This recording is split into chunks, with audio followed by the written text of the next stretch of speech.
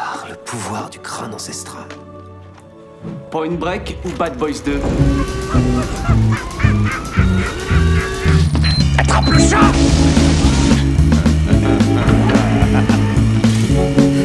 Et cette fois, John Wayne ne s'éloignera pas dans le soleil couchant avec Grace Kelly. C'est Gary Cooper, connard.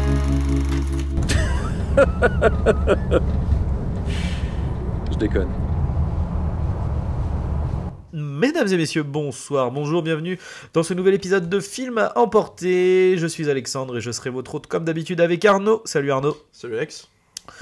Aujourd'hui, on va vous parler de Zodiac, film américain réalisé par David Fincher en 2007, avec Jake Gyllenhaal, Robert Downey Jr., Mark Ruffalo, Chloé Sevigny, Anthony Edwards, John Carroll Lynch. On va s'arrêter là parce que le casting est tout de même assez conséquent. Le film nous raconte l'histoire d'un tueur en série qui a secoué les États-Unis, le Zodiac, un fameux tueur qui avec pour particularité de beaucoup communiquer avec les journaux et la police et de donner des comment on appelle ça, des puzzles, des énigmes à résoudre via les journaux en fait au public. Et du coup, nous suivons cette enquête, ce parcours durant les 20 ans à peu près, je crois. Même 30 ans. Même quasiment 30 ans, en suivant le parcours de journalistes, policiers, puis en terminant par quelqu'un qui écrit un livre sur le sujet et qui a vu ça un peu d'un œil extérieur tout au long de ces années. Mon souvenir du film, moi je l'ai vu je l'ai revu 1000 fois, mais il y a longtemps la fois que je l'ai revu, mais je crois que le film commence avec le crime de Valero à ça commence par le 69. Ouais, donc, c'est le en deuxième meurtre, à 69, donc en fait, ça, ouais, voilà, et ça se termine, on est fin 80, début 90, 91, ouais, donc 91, 91, ouais. Du coup, Arnaud, qu'as-tu pensé de ce film? Bon, moi je pense que c'est un de mes films préférés. Bon, on en reparlait juste avant, là, mais bon, moi déjà, Fincher, c'est un mec que j'aime beaucoup, et surtout, je crois que moi c'est peut-être celui que je préfère. Même, tu vois, parce qu'en fait, il y a eu tout, c'est connu, toute sa décennie 90 où il a été repéré avec Jack dans les clips, c'est un mec qui vient du clip, mais qui a été repéré avec Alien 3, qui a été problématique, on connaît les problèmes de tournage, un film que j'aime beaucoup parce que malgré lui a renié du coup, malgré les défauts, les effets spéciaux, en fait il y a une ambiance, il avait su intégrer une ambiance visuelle, une espèce de patte tout de suite reconnaissable. Même si un peu plus grossière quand même que ce qu'il fera derrière, encore que jusqu'à Fight Club, ça reste, c'était des films un peu entre guillemets c'est pas c'était un peu des films de sale gosse, visuellement t'avais quelque chose d'hyper provocateur, on n'avait pas vu ça, c'était une nouvelle façon de, et en même temps c'est des films qui m'ont imprimé la rétine. Enfin, tu vois, un truc comme Seven, tu te prends ça dans la gueule à l'époque, la référence du thriller dans les années 90 c'était, on va dire, Le Sens des Agneaux, encore un peu avant t'avais le Manhunter de Michael Mann, enfin le truc qui s'intéressait au tueur en série pur et dur.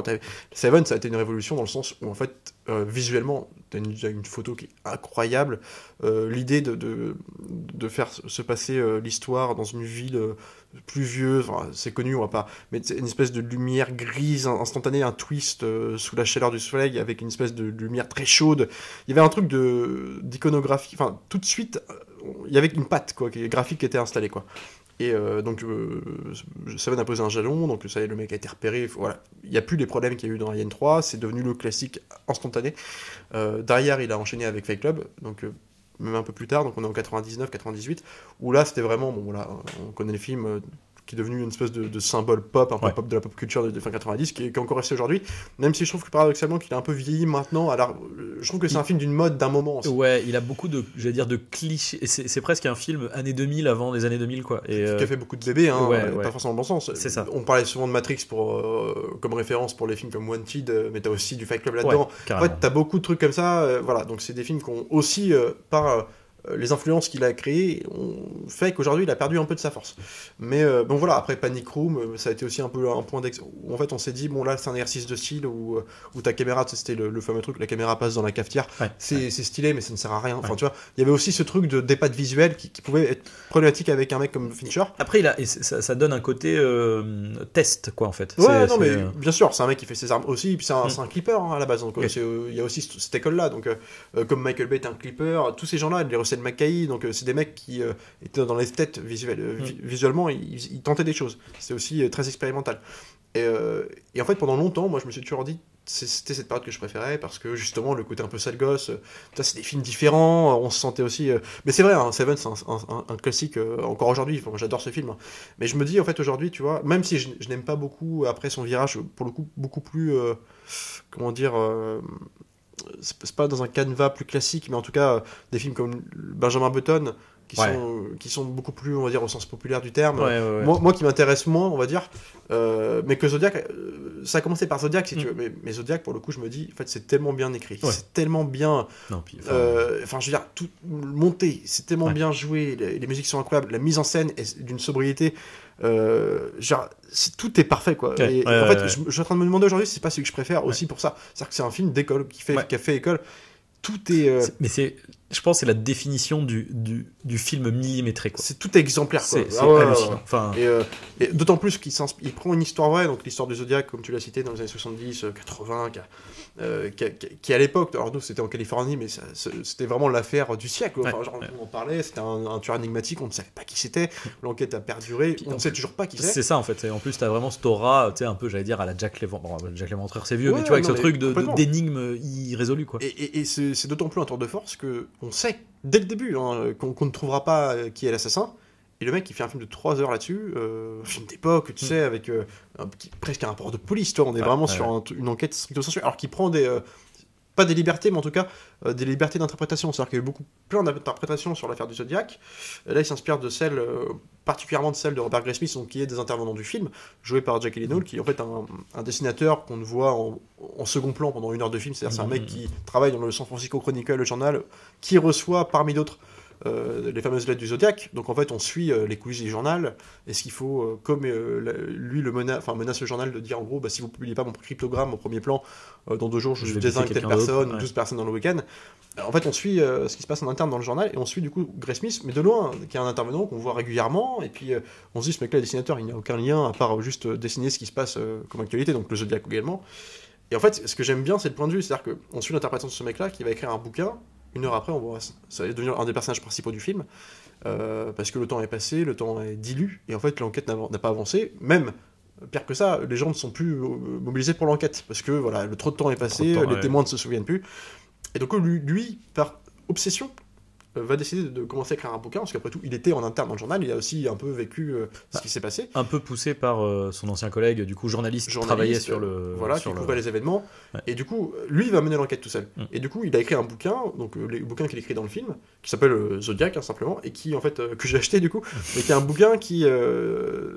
dans lequel, comment dire, puise son inspiration Fincher pour le film. Donc c'est aussi une interprétation. Donc l'interprétation du film veut qu'à la fin on ait un coupable qui n'est pas donné, mais en tout cas on a beaucoup de présomptions sur lui. Il y a quelque chose qui pousse à croire que c'est lui. Mais il le précise, on ne sait pas. Après c'est quand même fortement... mais t'as toujours quasiment que du sous-entendu. T'as l'interprétation, t'as toujours un Dave Toschi en face, le personnage du flic joué par Ruffalo qui lui est plus pratique, qui va essayer de contrebalancer formellement, tu vois. Dans le film oui, mais t'as les écriteaux de fin en fait. Qui poussent à dire vraiment, mais ils ont raison, parce que à la limite, puisque à partir du moment où ils disent, nous on a une après interprétation, ça reste de toute façon, c'est tout, l'enquête est toujours ouverte, on a une interprétation qui est basée sur des faits factuels qu'on vous livre, c'est pas forcément la vérité, mais en tout cas c'est basé sur des vrais trucs d'enquête, donc après c'est voilà. Mais c'est bien qu'ils prennent, mine de rien en fait, qu'ils prennent quand même qui donne son avis, parce que en fait quelque part je pense que c'est l'avis de Fincher, en fait. Ça permet de rattacher le spectateur aussi à on a envie de croire que c'est puis ça donne aussi une petite attache émotionnelle, tu vois. Complètement. Mais enfin en tout cas voilà, c'est ce que je veux dire au début, c'est que le tour de force, c'est que d'une histoire on ne connaît pas la fin.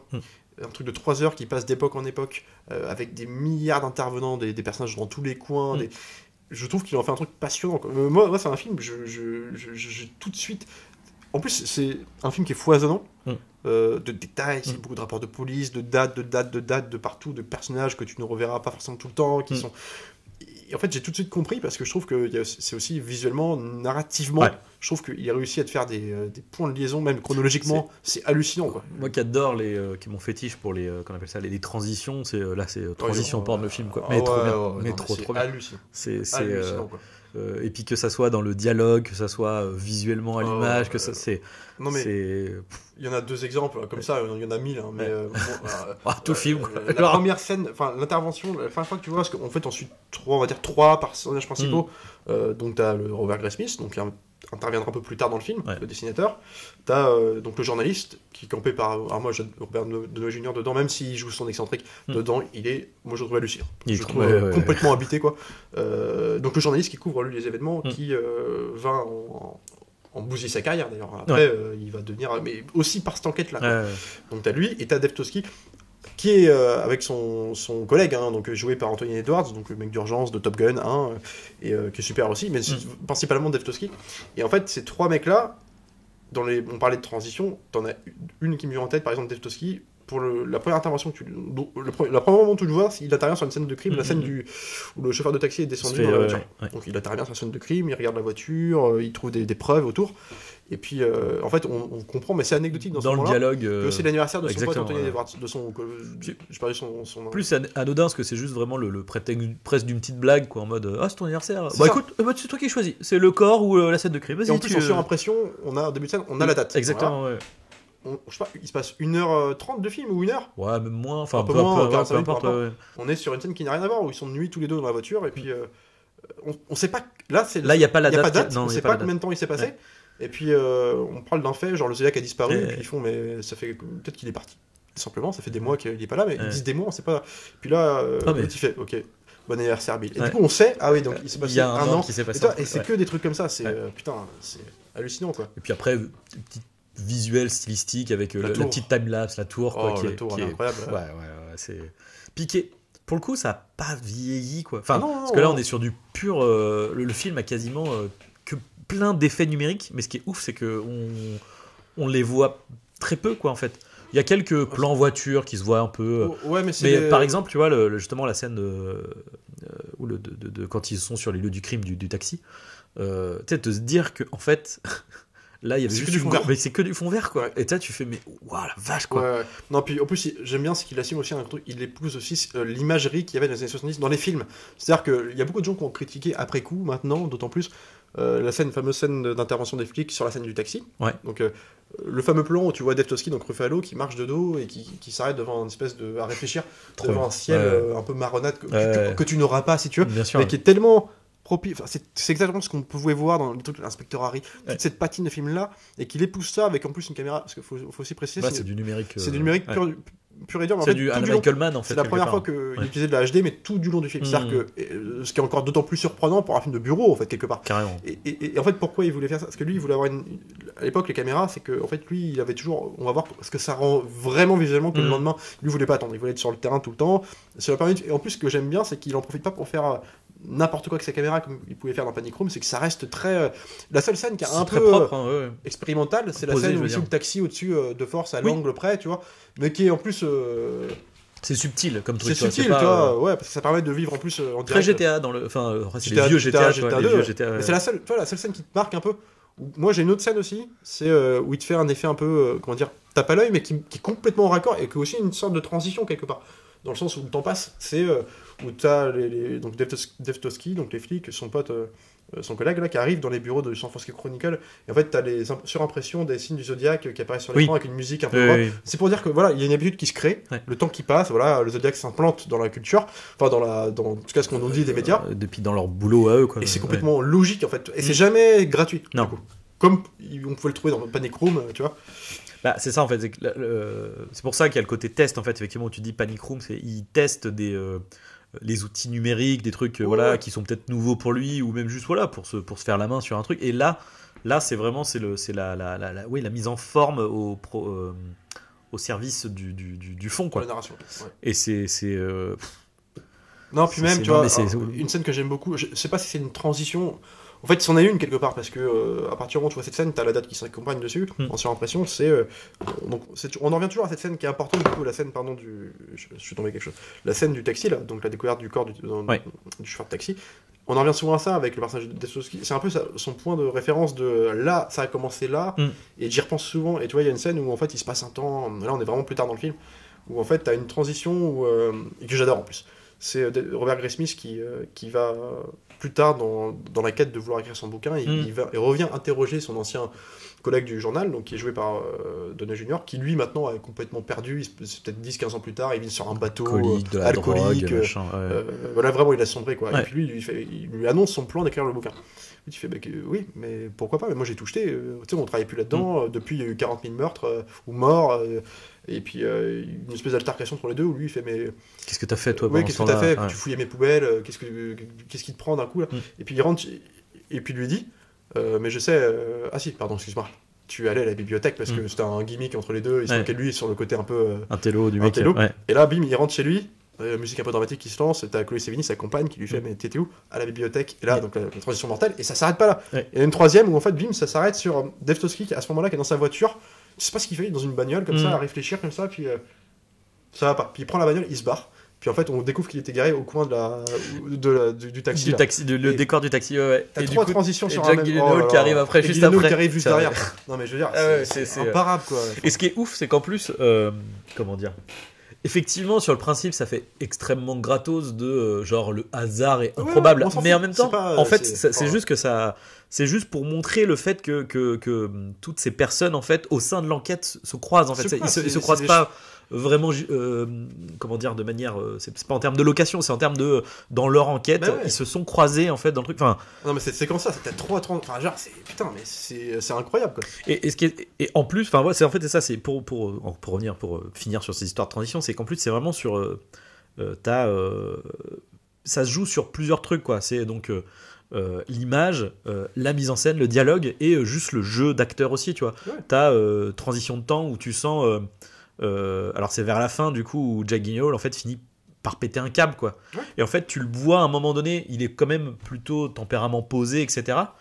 Et t'as un moment donné de rupture où tu le retrouves avec de la paperasse entassée partout, et là tu le vois, il est presque fou, tu vois, dans la et rien qu'avec le jeu, tu fais ok d'accord, là en fait il y a des semaines qui se sont passées, puis là t'as la meuf qui arrive, il fait bah ouais bah en fait tiens faut qu'on règle tel truc, enfin, je pense qu'elle parle de divorce, de machin, et tout est sous-entendu, mais juste à le voir, son jeu d'acteur, à voir la direction d'acteur, tu sais que du temps s'est passé quoi. Et puis juste pour terminer là-dessus sur l'histoire de tel, donc il part sur la scène voilà où il réfléchit sur la scène du chauffeur de taxi des années plus tard, et puis dans le même plan arrive Grace Smith, ils se croisent pas, mais c'est la métaphore aussi, c'est qu'à partir de ces personnages-là jusqu'ici ils ne se croisaient pas parce qu'ils n'étaient pas amenés à se croiser. Non. C'était pas du tout. Il y avait le cinéma du coup. Et un enquêteur. Voilà, le cinéma. Mais à la rigueur, ça fait des miroirs, ça fait des puis j'aime bien l'idée que le mec s'en rappelle plus, par exemple, tu vois, après plus tard. Et là, en fait, c'est juste que à partir de maintenant, on arrive dans le moment du film où là, ça y est, là, ils vont être amenés à empêter sur le même territoire. Et il y a aussi une passation de pouvoir en plus, parce que du coup, tu quittes. C'est-à-dire que t'as une première partie, disons, où tu suis vachement plus du coup le journaliste Robert Downey Jr. et Mark Ruffalo. Pour quitter le journaliste pour rester sur Mark Ruffalo, et puis du coup hop justement ça ta passation avec Jack Gyllenhaal et c'est même avant même qu'ils s'en parlent simplement, c'est que là dans ce plan là ça veut dire que c'est la première fois du film, à partir de là ça va être le cas, mais où ils vont être amenés à être empiétés sur le même territoire. C'est que lui commence à mener son enquête aussi, à interroger les enfants, mais même en début de film il y a souvent ce truc de Jack Gyllenhaal et quelque part dans le décor au moment où, c'est-à-dire que les flics se barrent, lui arrive, mais c'est juste anecdotique, c'est juste. Voilà. J'adore comment il est très. Surtout quand tu connais le film, c'est que quand tu le revois, ça marche toujours. C'est comment est traité le personnage de Grace Smith au début du film, c'est-à-dire que. En fait, quand il est dans son bureau, tout le monde le prend en dos. Tu sais, genre, Grace Smith. L'attardé, quoi. Ouais, mais tu sais, dans les réunions de. Est-ce qu'on te donne un surnom de l'attardé ? Non. Dans les réunions de rédaction, tu sais, à l'aune de la sortie d'un article ou du journal, simplement, où ils sont là, en train de dire bon, quel article on met en telle page, compagnie. Quel dessin on va prendre. Tu vois Grace Smith qui est un peu dans le bord du cadre, comme ça, et donc ça. Puis dès qu'il commence à vouloir poser une question, t'as le patron, vous n'avez pas votre dessin terminé, et tu le vois partir en plan, mais la caméra n'est jamais attardée sur lui, tu le vois derrière, regarder. Tu le vois même en flou d'ailleurs. J'adore ça, bordel. Et en fait, en plus, ça te permet de comprendre d'autant plus pourquoi ce mec-là puisse être à ce point passionné par l'affaire, quoi. C'est qu'il a vécu ça de loin, de près, en même temps, et tu l'as senti, toujours là, sans être là. Et puis en plus, la bonne idée de commencer sur lui, c'est-à-dire que le film, t'as la scène de crime, et puis t'as lui avec son petit qui se brosse les dents, et puis après, le fait qu'il disparaisse, c'est que tu sais que lui est là. Et c'est ça, en fait. Et qu'il va revenir, et putain. Et puis, du coup, l'intelligence, c'est qu'à chaque fois que tu switches de protagoniste principal, du coup, les autres personnages que t'as suivis vont avoir ce même rôle que lui. C'est-à-dire qu'ils seront en fond, et on va le croiser de temps en temps, vraiment juste en personnage secondaire, quoi. Bien sûr. Et alors, un autre truc, c'est en termes de rythme, ce qui est assez intéressant, c'est qu'en fait, il fait quasiment l'inverse de ce que ferait n'importe quel autre film. Ouais. C'est-à-dire qu'en fait, on commence par un enchaînement temporel et de scènes rapides. Ouais, bien sûr. C'est-à-dire qu'au début, c'est vraiment quasiment. Tu vois, tu me dis le fait que le bouquin, ça soit quasiment un truc de rapport de police, tu vois. Ça fait très factuel, ça fait très. Il s'est passé ça. Ouais. Ensuite, les flics sont arrivés. Il s'est passé ça. T'as à peine de. Je veux dire, il n'y a presque pas de développement de personnages quasiment au début. Et plus tu avances, plus en fait la temporalité des scènes vont s'étirer, vont être de plus en plus longues, pour arriver à la fin à vraiment des séquences entières posées, avec Jack Gyllenhaal qui creuse le truc, et qui avec des vraies séquences de dialogue un peu poussées, tendues. Et du coup, ça fait... là où l'inverse, tu te dirais que c'est mieux pour l'attention, tu vois, de finir sur du truc rapide, et ben en fait, là, de faire l'inverse, ça fonctionne aussi, quoi. Et le fait d'être sur, à la fin, un rythme plus lent, plus posé, du coup, tu te retrouves sur des scènes de face à face avec des suspects potentiels, et du coup, ça marche trop bien, quoi. Puis même, on parle de narration visuelle, et je veux dire, mais il y a des mecs qui sont des génies pour ça. T'as des Cameron, t'as des Spielberg, t'as les grands qu'on connaît, et puis Fincher, moi il y a des scènes mais qui sont anecdotiques, tu te dis même pas, limite quand tu te repenses pas à ces scènes là, mais toi moi je l'ai revu il y a longtemps, je m'en rappelle encore, c'est une scène où justement on est parce qu'il y a un aspect thriller vraiment stricto sensu aux premières heures du film, c'est-à-dire l'enquête des flics, tu vois, tu peux, en fait t'as une scène où vraiment le Zodiac disparaît, où il ne se manifeste pas pendant X mois, tu vois, il y a vraiment un moment où tu te dis bon peut-être qu'il a c'est même des années du coup, et puis en fait t'as un montage avec une musique un peu assez pop, tu vois, au fait tu vois Grace Smith qui parle de ça justement avec son collègue le journaliste pardon je vais pardonner Junior Paul Avery, et ils font alors lui il donne sa version de l'enquête à Paul Avery, il lui dit mais en gros, il tue devant l'eau, les fleuves, tu vois que ça peut être ça? Non, absolument pas. Et puis, comment c'est qu'il a disparu puis l'autre, il fait, attends, il tue que des femmes. En fait, ça s'accélère, ils sont en machine à café, et puis en même temps, bim, ça cut, en même moment, et t'as Devtoski qui donne sa version avec Edwards qui est là, et puis ça continue, et puis à la fin, la musique s'arrête, et puis t'as Ruffalo qui fait, il a arrêté sa série. Et puis il se regarde comme ça, et puis la musique, ça conclut le truc, et je trouve ça tellement stylé, quoi. Et puis, en fait, je sais pas, c'est comment expliquer ce qui se passe dans le réel, dans le concret, ce qui pourrait être un rapport de police encore successif là, avec une pure idée de cinéma. Et en fait, c'est tout le temps comme ça. Mais genre, puis il faut parler formellement du truc, c'est-à-dire que en termes de reconstitution aussi. Parce que là, on en a vu des trucs tout flingués et compagnie. Là, c'est les costumes, mais t'y es en fait. Et c'est d'autant plus fort que la plupart du temps, quand t'as une image hyper propre, tu vois. Justement, je pensais à Michael Mann, que c'était un des premiers à vraiment utiliser cette image numérique, etc. Et moi, un des films de Michael Mann qui, pour moi, ne fonctionne pas pour ça, c'est Public Enemy. Où j'ai pas l'impression d'être à l'époque. Ça, pour le coup, tout fait trop neuf et trop propre. Et c'est accentué par le rendu de la caméra numérique. Exactement. Qui était la pire idée pour Public Enemy. Exactement. Voilà. Mais là, pour le coup, c'est pourtant le même principe, parce qu'en fait, il y a ce côté image numérique très propre, etc. Mais tout pue les années. Enfin, t'y es, quoi. Enfin, c'est vraiment les costumes. Les costumes de genre. Marc Ruffalo avec les cravates, le pape, le machin. Et puis, justement. Tous les bureaux de San Francisco, les mecs qui fument les machines à laver, les bruits, les cliquetis. Oh là là. Puis des petits détails de direction artistique tout con, comme le fait de faire changer la couleur de certains murs ou de poutres du journal, tu vois, ou de passer. Et ça marche, mais ça marche, la vache, quoi. Et puis surtout, ne jamais oublier qu'il se passe un temps, c'est-à-dire que ça change. Alors c'est jamais. C'est toujours des petits détails, des petits trucs qui sont derrière. Même le fait de vieillir les persos, c'est con, mais le Devtoski, de toute façon, ils le font, il a pas. Il se passe 10 ans, ça marche. Et je sais pas, ils lui ont donné un. Et celui où ils ont abusé ce truc-là, c'est Robert Downey Jr. Mais parce que c'est le mec qui est en déchéance et qui du coup ça fait même ce truc de putain 5 ans après, le mec il a déjà les cheveux blancs, quoi. Il est déjà en fou de c'est même pas choquant parce que non, mais c'est justement la lumière. Et en plus, ce que j'aime bien, c'est qu'il y a un rapport dans le sombre et dans le même visuellement, c'est-à-dire qu'à partir le film commence dans les pures années 60. Il y a une imagerie années 60. Dans le choix des musiques. C'est des musiques très, tu vois, polar. Hard Boy, c'est vraiment un truc comme ça. Dès l'instant de 70, on passe et la lumière, par exemple, dans le bateau de Paul Avery là, c'est un truc des années 70. T'as l'impression d'être dans Justice dans la ville d'un coup. Même ça a été pensé, quoi. Ça a été cogité, quoi. Et jusqu'aux années 90, enfin, tu vois, il y a un truc qui donne l'impression aussi et c'est aussi pour ça les mauvaises langues diront que le film dure 2-3 heures et puis voilà. Mais moi, le film me donne l'impression, je crois, qu'il s'est passé 30 ans. Il y a vraiment un truc de temporalité qui marche. Tu ressens 30 ans dans la gueule en regardant le film. Je pense qu'à la fin du film, à la scène du début, là, avec la première scène de crime, et puis Paul Avery dans son bureau, qui est la star de tout le monde l'adore, et tu le vois. T'as l'impression qu'il s'est passé tu vois, il y a un vrai truc qui s'est passé, quoi. Peut-être que le seul, à la rigueur, le seul bémol temporel vis-à-vis de ça, c'est peut-être Jake Gyllenhaal, je trouve. Qui, pour le coup, mais parce qu'il a un physique qui n'a pas changé. Et du coup, lui, c'est le seul où tu sens pas les années qui passent sur lui, quoi. Et je pense qu'ils se sont posé la question, parce qu'en fait, tu voudrais vieillir physiquement. Un mec comme Gyllenhaal qui a 25 ans dans le film, qui a une tête de. En fait, je pense que ça peut être tout de suite casse-gueule, quoi. Je sais pas, ils auraient peut-être dû juste raser la barbe. En fait, il aurait fallu qu'il fasse vraiment hyper jeune. Au début, pour qu'ensuite on le laisse normal comme il est, quoi. Mais c'est tout ça, ils lui ont mis un tout petit truc poivré vite fait, mais en fait c'est léger et c'est trop léger. Ils ont pas osé. Il y a un truc de on savait pas y toucher à ce mec-là. Mais ceci dit, je préfère ça que qu'on nous fasse une Harry Potter 7. Non, mais c'est ça. Au moins, je pense qu'ils ont senti tout. Il y a le bon goût, tu vois. Autant avec Dave Toschi, tu peux faire. Lui, je pense qu'ils ont vu la gueule. Ça va être. Vas-y, on écoute pas. On laisse le. Faites-lui pousser la petite barbe de jour là, puis ça sera très bien.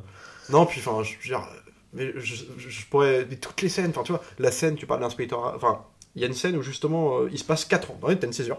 4 ans plus tard. On est au milieu du film. L'enquête piétine, n'avance pas. Et puis, Dave Toschi, donc le personnage de Ruffalo, est critiqué pour ça aussi.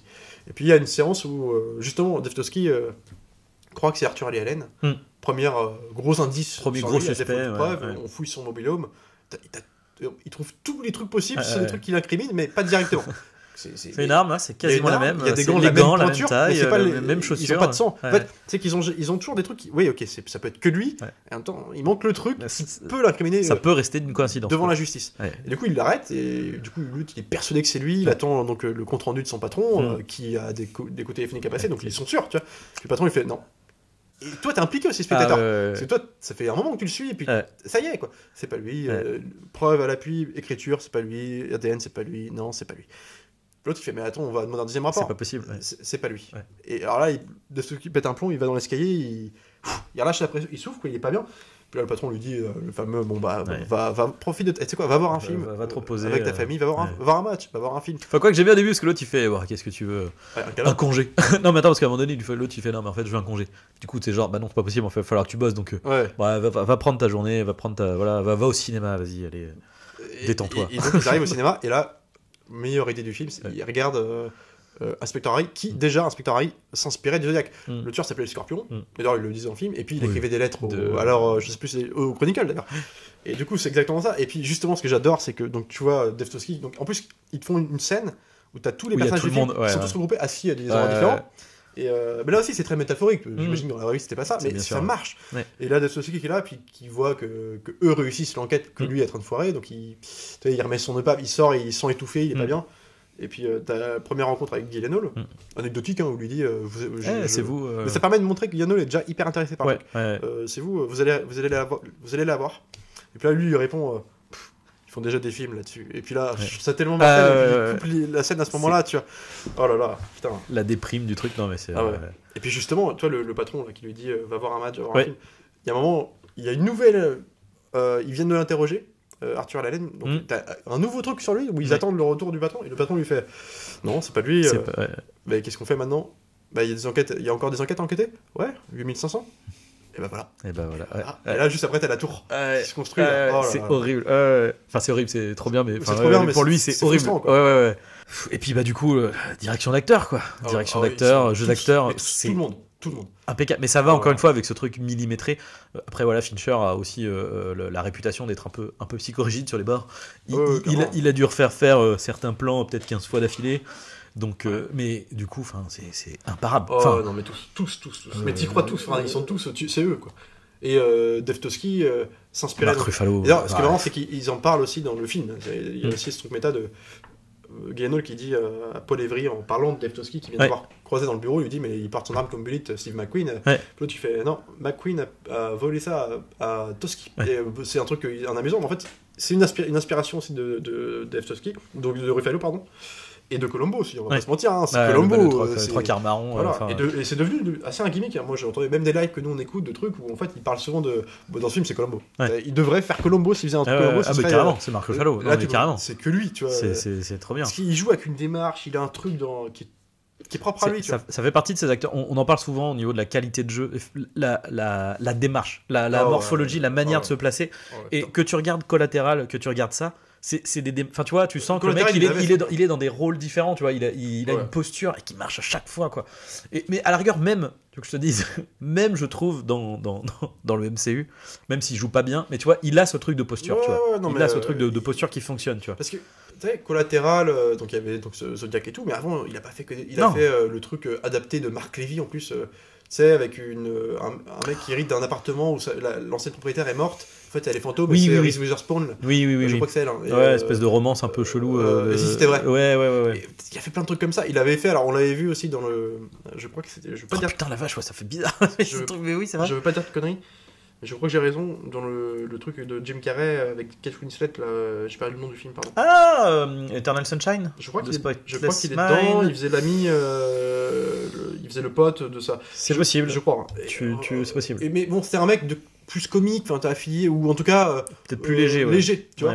Et Collatéral, déjà moi je l'avais repéré parce que Collatéral il est mortel dedans, il est pas c'est pas un des personnes régulier, mais il est pas, il est déjà dans la démarche, dans le truc un peu de excité, et dans Zodiac c'est hallucinant quoi. Et la scène, une scène d'un dialogue, tu vois, il est dans Eternal Sunshine, je confirme. Ouais, mais tu vois, mais la scène on en parlait encore juste avant, moi on parle comme dans Gandalf dans Seigneur des Anneaux, des acteurs comme ça qui ont capté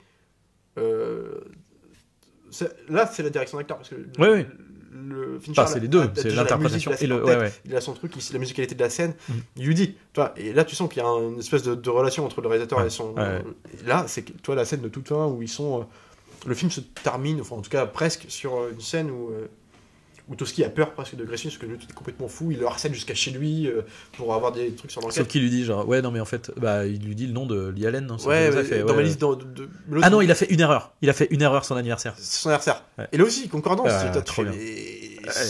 Mais tu vois c'est il lui dit c'est Arthur Lee Allen, du coup ça éveille de la curiosité sur lui parce que lui c'était vraiment son gros suspect quoi. C'est ce qu'il a un peu détruit d'ailleurs. Et l'autre il fait ok vas-y on prend un café. Et puis donc je lui raconte les faits, puis le mec le coupe tout le temps, il fait ouais mais je comprends mais non ça marche pas. Il y a un truc qui lui fait un peu tiquer, c'est quand l'autre il lui fait mais nous j'ai retracé la scène, en fait on est d'accord que les victimes de Zodiac ça couvre plusieurs états, éparpillés à des milliers de kilomètres en Californie. Et 1969, lui il est là, l'autre est là. À pied ça fait 50 mètres. Ce qui est concordance là aussi quand même. Et puis là c'est un truc qui avait pas été regard et tout le truc par son propre sa juridiction. On imaginait c'était Mulanax et tout ça. Il fait c'est vrai ça. T'étais sûr. Nom de Dieu. La façon dont il le joue, c'est le regard et tout. Et même toi, c'est un moment perspective. Parce que là tu fais, là tu vois, il t'a sorti déjà plein de trucs qui étaient déjà gros. Là c'est lui qui est terre à terre, le flic qui est jusqu'à là. Là, là c'est bizarre. Et en même temps, t'as ce truc où tu fais, mais on oubliait le flic, tu fais, ouais, mais en fait, je suis flic. Donc, même s'il y a tout ça, il est là en mode, ouais, mais il y a ça qui marche pas, il y a ça qui marche pas. Et tu sens qu'il y a eu 20 ans de trucs où les mecs lui ont dit, mais mec, tu peux pas le prouver. Et on lui a rabâché les oreilles jusqu'à, tu vois, le flic qui aurait pas, il a pas jamais réussi à le prouver, il a acquis ce truc-là. Et là, il lui dit, ouais, mais je suis flic, mec, je peux pas prouver. Tu vois, continue ton bouquin. Tu vois, il y a un truc aussi de laisser tomber. Là, tu sens. Ça lui a réveillé un gain de. Tu vois en même temps, il sait que c'est mort, quoi. Alors, tu sens un peu le truc comme si ça lui confirmait qu'il avait raison, mais qu'il peut pas le prouver, mais qu'il est en paix. Ça y est, moi je peux plus rien faire, je suis en paix avec moi-même. Tu vois. Et puis par là-dessus, elle est un peu souriante, et genre, bon, ça y est. Le boulot est fini là. Et il y a un truc comme ça que je comprends, tu vois. Enfin, moi que je reçois comme ça, tu vois. Et j'ai quand même l'impression que Robert Downey Jr. et Mark Ruffalo, leur meilleur passage d'acting, ça reste les moments où ils sont justement en mode désabusé plus quoi. Bien sûr. Et Robert Downey Jr. justement la scène dans le bateau là. Parce que c'est la première fois que tu le vois. C'est un mec qui a toujours été qui a toujours été dans l'excentricité. Ouais, le côté Tony Stark, Sherlock Holmes, quoi, genre en léger quand même. Forcément, il est un peu acteur studio aussi. Même avec ses collègues, tu vois. Et là, le mec qui est effacé, qui s'énerve vraiment. Qui a quand même son fond, tu vois, un peu qui joue, voilà, mais qui en même temps là en mode, mais non, en fait, et qui démontre par son comportement sur cette scène-là que, en fait, l'enquête dont il se foutait, il racontait dans les journaux qu'il critiquait. D'ailleurs, il sera harcelé par le Zodiac aussi directement pour ça, parce que. Il en avait ras le cul en fait, puis oui, c'est sans doute un homosexuel refoulé parce qu'il agressait beaucoup les femmes sans tuer les hommes. Et du coup, l'autre lui répond, lui envoie une menace de mort au journal avec un bout du de la chemise du chauffeur de taxi trempée de son sang, donc en fait c'est la preuve que c'est lui, en lui disant fais attention à ce que tu dis parce que je vais te surveiller moi.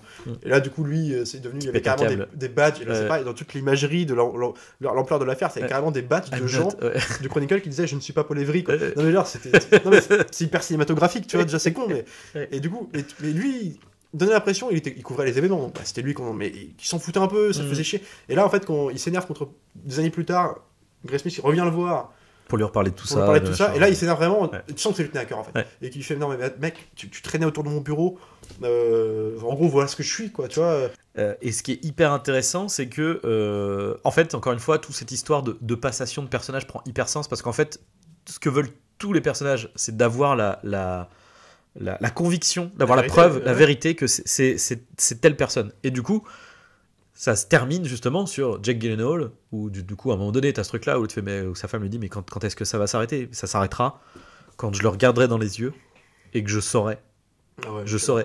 Mais du coup, la scène, tu vois, encore une fois, le côté genre on étire toutes les scènes. Alors du coup, au début, d'abord, on te fait croire via un autre personnage parce que voilà, tu as une preuve parce que on a beaucoup ce truc de, qu'on appelle ça. La preuve graphologique, voilà, la manière d'écrire, etc. Et ça aussi c'est intéressant parce que ça remet en place ces histoires de les preuves qu'il faut avoir c'est compliqué quoi. C'est-à-dire que voilà, t'avais les flics qui étaient partisans de c'est l'étude graphologique, d'autres flics qui étaient partisans de non mais attendez là les coïncidences sont trop. Aussi une époque où on n'avait pas l'ADN donc où c'était les débuts quoi. Donc, mais bref du coup donc t'as une première, on te fait une fausse piste quelque part. Enfin après ça peut être lui tu vois.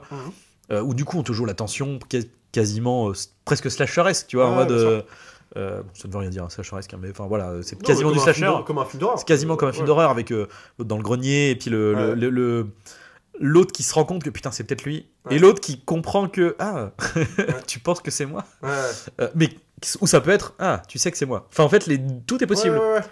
Et du coup finir sur le dernier face à face avec Lee Allen justement.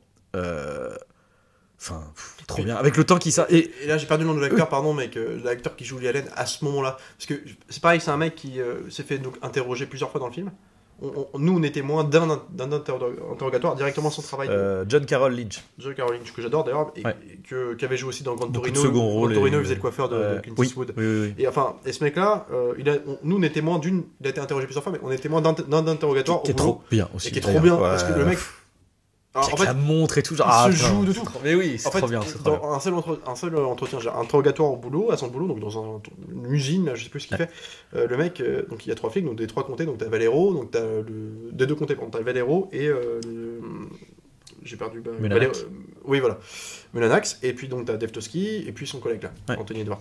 Ils s'interrogent ces mecs-là, et en fait, je sais pas, il dure 5 minutes l'interrogatoire dans le film, t'as tout quoi, genre t'as la montre Zodiac et puis les autres sont là en mode genre c'est lui quoi, genre ils font référence aux chasses du comte Zaroff parce que c'est un peu la façon de procéder, et là il fait moi j'adorais le cinéma puis c'est par rapport à une des phrases qu'il dit dans les 2 premières lettres avec le Z comme Zaroff puis un homme en gros quand on de chasser le plus dangereux des animaux oui c'est ça c'est des animaux, fait référence au film t'as ça Zaroff Z ils font la blague comme Zodiac et t'as plein de trucs, la montre Zodiac, le coup de la montre, et ça puis c'est trop bien. Le mec tout seul il lui dit parce qu'il comprend pas pourquoi il est interrogé tout de suite, puis il leur dit d'un ton un peu caustique si c'est à propos des couteaux pleins de sang que j'avais dans la voiture, c'est parce que je venais de tuer des on parle du parc à la date où quoi non je pensais que c'était pour ça que vous venez les poulets et là lui-même il a fait une connerie. Et donc il avait des couteaux pleins de sang dans la voiture au parc où il allait pêcher le jour du tout est tu vois t'es obligé d'y croire, tu vois, il y a un moment, puis à la fin de voir quand il se barre t'as Deftowski qui regarde avec son sourire à ses collègues. Quelqu'un pense qu'il faut travailler sur le dossier. Putain, puis en plus, c'est pareil, interprétation ou non du film, j'en sais rien. On parle de victimes qui, parce que le tueur n'a pas agi toujours masqué, et des victimes disaient qu'il avait une démarche lourde échalopée. Et là, ils le font arriver dans la scène avec une démarche. Alors, est-ce que, je sais pas si c'était pas vrai, ou est-ce que c'est pour servir l'interprétation du film ? Le petit boitage, Mais en tout cas, t'es impliqué quoi. Enfin, tu te rappelles toi des détails. Et du coup, toi, à chaque fois, tu captes un truc, tu fais putain. Et c'est pour ça que je trouve que c'est trop bien écrit parce que jamais il ne te perd et jamais il ne t'ennuie. Et du coup, le face à face, du coup de fin, l'appareil, tout dans le jeu d'acteur, dans le tempo qui est ralenti. Il se regarde. L'autre, il va pour lui parler. L'autre, oui bonjour. Il regarde, il sait. retour sur Lee Allen qui comprend. Enfin, les deux comprennent. Enfin, t'as ce truc de, je trouve. Et puis ça sert toutes les interprétations que tu veux, parce que cette scène-là, tu vois, en gros, voilà, ça sert le moment où en fait, comme tu disais tout à l'heure, Gyllenhaal dit Grace Smith dit à sa femme, à sa copine, que en gros, voilà, parce qu'il est en train de devenir fou avec cette affaire. Des années plus tard, sa copine lui dit, mais ça nous bouffe le couple, notre famille. Ça s'arrêtera jamais. Quand est-ce que tu vas t'arrêter ? Quand est-ce que ça s'arrête ? Quand est-ce que ça s'arrêtera quand je vais regarder dans les yeux, que je sais que c'est lui. Là, je pourrais arrêter. Et c'est un peu comme Toski, tu vois, la réaction de Toski à la fin quand tu fais, je peux pas prouver. En même temps, tu m'as convaincu. Tu vois, genre, c'est bon, allez, c'est lui, et puis on pourra rien y faire. Et donc c'est un peu comme ça qu'il réagit. Et là, lui, il dit ça, et puis il va le voir, et puis sauf que l'autre se retourne, il est de dos au début, Allen, et puis il le reconnaît. Enfin, bonjour monsieur, il lui parle comme un client, et moi je me suis toujours dit, mais en même temps, si c'est vraiment le Zodiac, il sait que Grace Smith sait qui c'est. Il le reconnaît, il donne l'impression de pas le reconnaître. Surtout qu'en plus il est passé aux infos en disant genre ouais moi j'ai déchiffré les lettres du Zodiac. Même Grace Smith qui reçoit des appels quand même de mecs qui respirent sans parler chez lui, qui comme par hasard dans les textes de fin du film s'arrêteront au décès de Lee Allen, tu vois. Il y a quand même beaucoup de choses, les lettres aussi d'ailleurs. Donc je me dis il devrait le reconnaître, et là il le joue comme s'il le reconnaissait pas au début du souris, sauf que comme l'autre le regarde bizarrement, là l'autre il est incommodé. Mais en même temps, ça peut être aussi. Ça peut être juste aussi, oui. Mais genre, je sais qui t'es, je sais. Tu vois. Et ça marche d'autant mieux parce que là, au début, tu vois, la façon dont joue ce mec-là, Arthur Allen, tu vois, il est là. Il y a un truc de. Oh putain, genre, je sais. Tu vois 30 ans de trucs qui nous a reliés indirectement, je sais. Tu vois. Et du coup, quelque part, Gyllenhaal, comme Mark Ruffalo, ce truc de. Bah, en fait, c'est bon, j'ai plus besoin de plus. Tu vois, j'ai même pas besoin de te poser de questions, quoi que ce soit. Je fais demi-tour. En y réfléchissant, je me dis peut-être que la scène 1991 où on retrouve la première oui, c'est peut-être en trop, peut-être en trop. Après il y a ce truc un peu malin de effectivement c'est intéressant, du coup j'aime bien faire revenir le mec du et puis le coup encore une fois des bon là c'est plus pour la petite pirouette et le petit truc vous avez vu en fait on a pris plusieurs acteurs différents et c'est les personnes potentielles qu'on présente à la fin en mode pilote va choisir. Puis bon, je trouve ça aussi culotté dans le sens où, putain, là au moins, bon, jusque-là c'était dans l'ordre très après, il assume d'aller dans une direction. Là moi, c'est textuellement, c'est notre direction. Alors après, ils te font. Puis même dans les textes de fin, ça, les crédits de fin, donc t'as l'explication, ils insistent bien, hein, tu sais, genre, ce qu'on dit là. C'est lui. Les appels téléphoniques incessants. On les a perçus, les lettres, plus de lettres après la disparition là. Ce qui est vrai en plus actuellement, tu vois. Donc additionne ça avec tout ce que. Les preuves, les trucs que. Genre, il y a un moment où l'enquête devrait être arrêtée, mais non. Bah oui, mais c'est pas suffisant. En France, je sais pas, il y a un truc qui a filé en douce, mais t'as eu plein de ratés aussi. T'as les moments où tu sais, t'avais les deux flics qui quand pour le taxi. Ah ouais, j'adore cette scène. Qui voient mais on nous avait dit que c'était un mec noir. Non mais attendez, vous voyez un mec qui se barre d'une scène de crime et vous lui avez même pas posé. En plus, il leur dit que le communiqué a été rectifié 5 minutes après. Non, puis surtout ils disent mais vous lui avez parlé, vous lui avez posé une question, vous lui avez demandé son nom. Non. Non. T'as l'autre qui se casse, l'autre qui regarde, genre putain. En plus, là, genre, il te faut une musique un peu flippante où il faisait nuit. Comment on aurait pu voir cette veste devait être pleine de sang et tout. Et puis, qu'est-ce qu'il dit le flic ? On a vu un mec qui partait avec une démarche lourde et chaloupée. Et oui, en plus, il insiste sur ce truc-là. Tu vois, t'as plein de trucs. Ben voilà, enfin, bon, de toute façon. Et puis, attends, il y a des scènes aussi. Parce qu'il y en a plein, mais moi j'aime beaucoup aussi l'acteur. Puis une scène complètement un peu onirique. Complètement hors de l'ambiance du film. J'aime bien l'acteur, on le voit très peu, mais tout ce qu'ils font autour de son personnage, du graphologue, enfin celui qui est l'expert en écriture, qui va devenir alcoolique aussi, et puis donc Paul Sherwood, voilà, et qui le joue de façon très vieux papy, tu vois, qui est là, tu imagines, vieux patriarche un peu de toujours, tu vois, et qui lui puis c'est un peu la sommité, ils sont là, ouais non, en fait si lui il a dit que non, c'est non en fait, genre au procès c'est mort quoi. Alors au début je crois qu'il retrouve des similarités avec des lettres, mais d'ailleurs il va changer son objectif, et après du coup ça les arrange pas les flics, et puis il va finir par boire le Sherwood en question, et puis ça va devenir un gimmick. Quand il parle de Paul Avery qui a bu, ils disent bah tu vas voir Paul Avery, le même comme Sherwood qui boit, je sais pas quoi. Il y a un truc, ça devient tous les deux des références, les références ne sont plus des références, faut pas compter sur eux, tu vois. Et à cause de ça aussi, et à cause de leur changement de point de vue, d'objectif, Sherwood qui change complètement de. En fait, on peut imaginer aussi parce qu'il boit et tout ça, mais en même temps ça bousille l'enquête, quoi, parce que putain, c'est aussi l'élément qui l'incriminerait. Donc t'as aussi des ratés là-dedans, tu sais pas si c'était tous fiables tout le temps. Tu vois, après il y a aussi ce truc de qui a permis à beaucoup de tueurs en série aux États-Unis. Il faut se dire que c'est quand même un gros pays avec plein d'états différents et qui communiquent pas. Et d'ailleurs tu vois, t'as une scène qui symbolise un peu justement la complexité de la communication entre les services, où l'autre il appelle à Valero Et il fait ouais, j'ai pas de fax. Faut que je vous envoie tel truc. Bah attendez, mais il y a telle info, moi je l'ai pas eu. Ouais, bah envoyez-moi ça quoi. Bon bah je vous envoie. Puis oui, j'ai pas de fax. Ah oui, non, bah, je vais vous envoyer machin. Mais demandez à l'autre compter. Ouais, mais ils l'ont pas eu non plus. Qui ramène d'ailleurs. Mais en plus, ce que j'aime bien, c'est qu'avant qu'on voit des scènes avec le mec de Valero, la Melanax, t'as Dostoevsky qui parle avec son supérieur. Qui dit bah allez l'interroger avec le mec de Valero. Ah bah putain, heureusement avec tout ce qu'ils nous ont aidé pour les autres affaires, ça fait du bien d'y aller avec eux en rigolant comme ça. Puis après ils se retrouvent tous les trois. Et puis justement, là, ça ramène à la toute scène de la fameux dialogue de fin entre Dostoevsky et puis Grace Smith, où attends, mais c'est vrai ça, Colo, tu lui donnes parce qu'en fait c'est une info que leur ont jamais donné Valero, c'était pas sur leur donc il fait ah putain, et l'autre il fait putain de merde, bah oui parce qu'on l'a jamais dit quoi.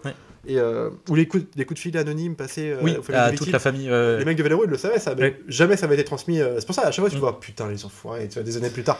Et c'est marrant parce que du coup mais après faut se dire aussi c'est ce qui est intéressant et ce qui est terrible aussi dans ce truc là, c'est que probablement que au moment où cette info était su par les mecs de Valero, c'était pas pertinent à donner en fait comme information. Peut-être. C'est pas de la mauvaise volonté, tu vois, mais ça renvoie aussi à cette image de la garde de comté, à cette garde de police qu'on pouvait avoir en France, qui a bousillé plein d'affaires entre les gendarmes et les flics qui étaient au courant et qui, s'ils avaient mis l'affaire du Grégory, s'ils avaient mis leur truc, on aurait pu avoir peut-être un truc plus rapidement. Enfin, on n'a jamais eu du coup. Mais c'est aussi pour ça que les affaires comme Grégory sont passionnées parce que c'est un crime d'enfant, il y en a eu beaucoup, sauf que là, t'as vu un corbeau. La Zodiac, ça a mis des gens, t'as quand même le juge d'instruction qui a fini par s'étouffer il y a 10 ans là, donc 30 ans plus tard parce que l'enquête revenait sur le terrain et on avait des nouveaux sur l'affaire finalement et en fait le juge ça lui a rappelé pété un câble que s'il avait fait de la merde et du coup il s'est étouffé dans un sac en plastique dans son bureau et du coup, mais ça donne tout un truc cinéphilique au film. C'est parce que c'est des gens, ça a ruiné leur carrière et le film a détruit des hommes, ça a retranscrit ça quoi. À quel point l'acharnement de l'enquête qui est sur des décennies, ça a bousillé la vie des gens quoi. Jusqu'à ce que moi j'aime beaucoup aussi l'idée que Dostoevsky, qui était un brave flic quoi, on puisse, et d'ailleurs il le démontre pas dans le film, c'est qu'à la fin il est viré parce qu'on l'accuse d'avoir falsifié des lettres de fans lui pour qu'il revienne dans les émissions et en fait mais il le dit, alors lui dit-on, on a jamais, en fait je pense que c'est lui, tu vois, mais parce que sa femme le dit d'ailleurs, il dit au téléphone à Grace Smith, oui c'est lui arrivé de se faire passer pour un fan mais parce que simplement pour faire un peu exister l'émission, est-ce que c'est dramatique, tu vois, c'est un falsificateur, c'est quand même le mec qui l'ego du gars, tu vois. Mais d'ailleurs il y a un autre truc qui est intéressant, c'est que finalement l'histoire de faire jouer des tueurs différents à chaque fois, ça peut aussi aller dans la thèse de peut-être que en fait il n'y a pas qu'un tueur de Zodiac et qu'en fait il y a eu plusieurs tueurs qui se sont fait passer pour le Zodiac, et ou alors que le Zodiac par qu'on appelle ça en fait d'ailleurs à un moment donné il y a ça où en fait il utilise des morts qu'il n'a pas commises en fait, des trucs qu'il n'a pas fait. C'est ça que je voulais en venir, j'ai oublié d'en parler là, c'est que justement ce truc là, donc dans tous les bons films d'enquête, t'as toujours la scène cliché mais qui est vraie, du coup là en l'occurrence c'est véridique, de appel à témoin. En fait tu vas avoir ils te font la scène un peu comique mais ils t'expédient assez vite, parce que c'est un passage obligé, faut le faire. Cliché quoi, mais t'as 50 personnes folles qui vont je suis le Zodiac avec le marteau et tout ça. Et en fait t'as beaucoup, ils traitent ça, le fait que c'est tellement un mode opératoire différent à chaque fois. D'un coup, il tue un couple, d'un coup, une pauvre nana, d'un coup, un mec sur un taxi qui a rien à voir. D'un coup, il tue les nanas, pas les mecs. Les mecs sont incapables de leur dire comment il a survécu parce qu'il était masqué, donc est-ce qu'il les laisse pas en vie pour que. Tu vois. Et en fait, du coup, t'as plein de témoignages à faux, enfin des trucs où en fait c'est plus ce qui est vrai, ce qui est pas faux, ce qui est faux. Et d'ailleurs, ce qui est intéressant, c'est qu'au final, une des erreurs aussi, mine de rien, c'est l'appel aux médias en fait. Bien sûr. Parce que le fait de médiatiser ça, justement, ça rend possible ce truc d'usurpateur, de machin, de mecs qui vont faire comme, etc. Et aussi une des premières conneries de Boulette de Paul Evry. Quand il prend, sans en avertir son pote flic, Dostoevsky, il décide d'aller interviewer le gars, parce que comme quoi, sur une tapette en bois, avait été gravé un peu la même écriture annoncée, alors que c'était un crime passionnel qui avait rien à voir. Et d'ailleurs, ils font toute une scène dedans où en fait, à la fin, c'est un chemin sans issue. Parce qu'en fait, mais eux, ils ont dit que c'était vrai. Et alors, quoi, en fait. C'est-à-dire qu'ils ont mis tous les enquêteurs du comté sur ce truc-là, perdre du temps, alors que c'était une connerie. Et puis d'ailleurs, ils se brouillent tous les deux, quoi. Mais j'ai voulu t'aider, mais mon cul, tu veux faire. Et c'est ça que aussi, t'as beaucoup de trucs, toi, de. Le temps est passé, les gens se rappellent plus, on a perdu du temps sur des trucs qui vous fait pas perdre du temps. C'est comme ils ont un suspect, à un moment où qui n'est pas Arthur Hélène, t'as un deuxième mec qui vient souvent, tu sais, parce qu'ils ont des trucs contre lui, notamment par rapport au mec du cinéma, là.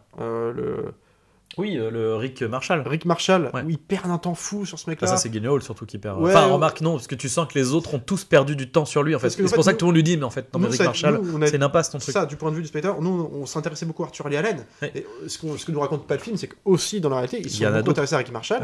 Et d'ailleurs, dès que Grace Smith en parle à Toski plus tard, c'est ça. Mais non, mais perds pas de temps, c'est une impasse. C'est une impasse, on a bossé le truc. Après, ce qui est intéressant, c'est qu'à chaque fois, il ressort avec l'affiche et le truc de ouais, mais en fait, il y a l'écriture. L'écriture de Zodiac, mais là, l'écriture de Zodiac, mais tu vois, c'est moins probant que la montre, quoi. Non, bah oui. Non, mais parce que la montre, t'as le signe et t'as Zodiac, quoi. Attends, il y a un moment, faut arrêter, quoi. Puis, en plus, le truc affectif de c'était ma mère qui me l'a. C'est un cadeau de ma mère, machin, ou je sais plus quoi. Enfin. Et il y a un moment aussi pareil. Un truc incrimine, mais c'est pareil, c'est indirect, mais bah oui, ils font. Bah oui, mais c'est le jeu. Ils retracent le parcours. Bah c'est à la fin. Ils refont le parcours de Lee Allen parce qu'ils disent, ok, on imagine c'est suspect, donc à partir de là, laisse-moi faire ma version. Il parle de date en date. Donc il rappelle le premier crime et tout ça. Puis il fait, là pendant 2 ans, vous dites, il n'y a pas eu de date de Zodiac qui s'est arrêté. Mais où était Arthur Lee Allen pendant ces 2 ans? Il était en prison pour viol, enfin non, attouchement sexuel. Il ressort. Il t'écrit une lettre. Et la lettre qu'il reçoit, qui n'est pas une lettre de menace, qui lui dit Dave Toski, c'est Arthur, signé à Lee Allen. Si vous avez besoin d'un coup de main, je suis là. Navré de ne pas avoir été votre homme, mais. Et là, le gars, il fait bah voilà, t'as la première lettre du Zodiac en 3 ans. Non, mais c'est vrai. Genre, mais c'est quand même hallucinant, quoi. Oui, mais sauf qu'en fait, en réalité, les preuves que ça donne, c'est que peut-être que c'est lui qui a écrit les lettres. Mais c'est tout. Oui, c'est ça le truc aussi. Bien sûr, mais toi, dans le côté. Bien sûr. Bien sûr. En fait, t'as 1 milliard de trucs contre lui, là. Bien sûr. Mais ça fait qu'effleurer le. Et c'est horrible, quoi. C'est pour ça que j'aime bien, moi, le fait que ça a bousillé, ce truc-là, ce manque-là, a bousillé tout le monde, et qu'à la fin, il ne trouve la paix, donc lui, en regardant l'autre, et Toski en sachant, ok, c'est bon. Avec l'argument de l'autre. Ok. Vas-y, puis il se barre. Ça y est, il a tout. Écris ton bouquin, c'est bon. Écris ton bouquin, merci. En plus, merci. Merci pour le petit déjeuner. T'as genre, merci vraiment, quoi. Et puis il se barre. Ça y est, c'est fini. Son arc est fini. Et en plus, après, on le revoit plus, je crois. Et Guileno, on le revoit plus après son. Et j'aime bien ça. En fait, ça y est, tu m'as convaincu, là. On n'aura pas la preuve. Mais voilà. Je repense à autre truc aussi, parce qu'au final, il y a des scènes qu'on n'a pas parlé, c'est justement celles des meurtres, qui sont quand même. Qui sont mortels en fait aussi. Ouais, bien sûr. Là on retrouve du finisher de Seven. Ouais, voilà. Et puis en plus, que j'aime beaucoup le full, comment on appelle ça, point de vue des victimes à chaque fois en fait. Où du coup, bah, tu distingues la forme du mec. Notamment la scène au bord du lac là, que j'adore. Ouais, elle est vraiment. Et une autre que j'aime bien, du coup, c'est celle avec la femme avec son bébé, qui est hyper badante, déjà en termes d'histoire. Et le fait justement de. Putain. Donc t'as toute la mise en tension, donc déjà tu suis une personne que tu ne connais pas, donc tu fais ok, c'est une victime. Déjà t'as ce truc là, parce qu'à chaque fois c'est ça, c'est soit c'est des gens que tu connais, et auquel cas bah, tu suis leur péripéties, etc. Soit c'est quelqu'un que tu connais pas et il va se faire buter. Là il assume le côté vraiment film de genre là. Ouais, c'est ça. Et donc la meuf en plus c'est la route, la longue route un peu vide, presque dans le désert, enfin tu sais ça fait très désertique autour, tu vois. Et puis en plus ça va par étapes, c'est tu suis la nana. Qui se fait suivre, tu vois, donc c'est bizarre, elle s'arrête sur le côté, le mec arrive, donc tu fais putain, toi tu te dis c'est le tueur, tu vois, il va se passer quelque chose, tout de suite désamorcé par bonjour madame, vous avez juste un problème avec votre nœud, donc elle, et comme toi spectateur tu redescends, même si tu t'étais en mode quand même ouais mais bon c'est la loose, c'est lui quoi. Donc l'histoire, l'autre il fait semblant du coup de réparer le pneu. Bim, là tu te rends compte que en fait elle a une enfant, elle a un bébé.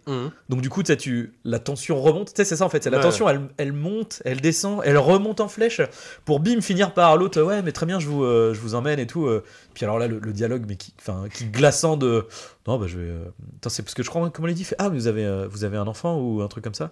Il fait non c'est juste que je vais la balancer par la fenêtre juste avant de vous tuer et tout. Plus on est de fous, plus on rit. Et puis oui, il y a ça aussi. Voilà. Bref, et du coup, tu vois, d'avoir ce truc-là, de cutter, tu fais oh putain. Et du coup, de la retrouver en plus en hurlant à la mort, et tu te dis mais oh mon dieu, mais il s'est passé une dinguerie quoi. Il s'est passé une dinguerie et tout. Et puis il y a une scène aussi phare du film. Heureusement, j'y pense parce que déjà mention spéciale aussi à Brian Cox, l'acteur là, qui fait Melvin Belay, le milliardaire là, tu sais qui l'avocat là. Oui. J'adore. Il a une charisme incroyable. Et alors là-dedans, il y a une scène où justement dans l'émission de télévision, parce que alors, le tueur, donc le Zodiac, dit à la presse qu'en gros il va intervenir pendant une émission de télévision en direct, il va appeler pendant l'émission. Ils font le plateau télé, alors, pareil, en termes de reconstitution là, avec les caméras là, tu sais, le plateau, tout ça. Donc t'as Maven Belay qui est là, avec les instants publicitaires, là, tu fais, putain, mais c'est trop bien fait, quoi. Et puis ils doivent appeler à telle heure. Donc ils appellent, et puis Zodiac appelle. Et puis alors, ils font une scène de suspense avec un mec dégénéré qui appelle, tu sais, qui commence à hurler, je vais les tuer quand je tue. Puis l'autre, ils font, mais... t'y crois, quoi. Ils font, on se donne rendez-vous. Alors les flics l'ont dit, dis-lui à tel endroit, à telle heure. Il fait, non. L'autre, il change d'avis. Il fait, non, alors à l'église de All St. Mary à Chinatown, à 18h30, okay, je vous y verrai. Je vous dis à tout à l'heure, Sam. Et puis ils arrivent, alors t'as tous les flics. Vous savez mettre au point une rencontre en secrète. Vous savez organiser, ouais. Et puis, non, c'est pas lui. Et puis derrière, ce que j'adore, c'est que la scène elle est spectaculaire, quelque part. En tension, la voix du mec et tout, elle dure longtemps, ça rameute beaucoup de gens. Puis juste après, ils interrogent une première fois le rescapé du lac, qui n'est pas mort. Oui. Et on sait pas ce qu'il lui a dit, tu vois. Puis il se barre. Et puis Anthony Edwards qui revient et qui fait, c'est pas lui. Le mec, le mec qui a appelé pendant l'émission avait pas une voix beaucoup trop aiguë, forte, c'était pas le temps. Ouais, c'est un jeune homme ou un truc comme ça. Ouais. Il faut que, donc t'as ce truc-là, donc tu sais pas lui. Ouais. Mais en même temps, après il dit, mais la standardiste nous a dit tout à l'heure que le mec qui a appelé au téléphone pour dire qu'il allait passer dans l'émission avait une voix beaucoup plus calme, posée. Ça pouvait bien être lui. En fait, donc t'as un mec qui a peut-être appelé, c'était peut-être lui. Et en fait, le mec, comme ils ont mis ça en radio en direct, tout le monde était au courant que. Et tu vois, c'est que des trucs comme ça. Est-ce que c'était le moment de. Est-ce qu'il fallait en parler? Tu vois, ils en ont parlé pour dire, ça va faire de l'audience, mais en même temps, est-ce que l'autre aurait. Puis aussi pour. Pour lui faire une erreur quelque part aussi. L'idée, c'est de le titiller un peu. Mais tu vois, est-ce que c'était. Au final. Ah bah non, ça après, c'est un temps fou. On ne le saura jamais. Et c'est toujours des petites pertes de temps. Tu te dis, putain, ils auraient dû. Et regarde ce qu'arrive à faire Robert Graysmith en regroupant les dossiers simplement. Alors, il n'a pas le coupable. Il prend du recul. Mais, tu vois, c'est-à-dire, il a juste mis en commun tous les rapports de police. Et encore, Valero, il fait encore chien. Il leur dit, ok, t'as 10 minutes, par contre. Oui, t'as pas le droit de. Parce que c'est secret défense. C'est un crayon, ça. Ouais. Et puis il se barre avec le crayon. Mais tu vois, je veux dire, c'est qu'une guerre de police, de trucs. Enfin, c'est vraiment. Et de nombre d'enquêtes qui ont dû être foirées à cause de trucs comme ça, quoi. C'est la complexité de gérer des enquêtes qui sont sur différents secteurs, différentes locations. Enfin, c'est compliqué, quoi. Ouais. Mais voilà, je pense qu'on peut s'arrêter là. C'était notre avis, notre retour sur ce chef-d'œuvre. Bien évidemment, regardez ce film si vous ne l'avez pas vu. Et j'en profite peut-être en recommandation pour ceux. Regardez, si vous aimez Zodiac, vraiment la série Mindhunter, qui pour le coup. Tu sens que c'est l'enfance spirituelle, quoi, carrément. Plus spectaculaire, mais vraiment, c'est dans son formellement, visuellement, c'est ça. Voilà. Donc voilà, c'était notre retour sur ce film. Continuez de regarder des films, c'est important. N'hésitez pas, si vous avez aimé, partagez, likez, donnez-nous votre avis sur le film également en commentaire. Et sur ce, on se retrouvera la prochaine fois. Salut à tous et salut Arnaud. Salut Alex.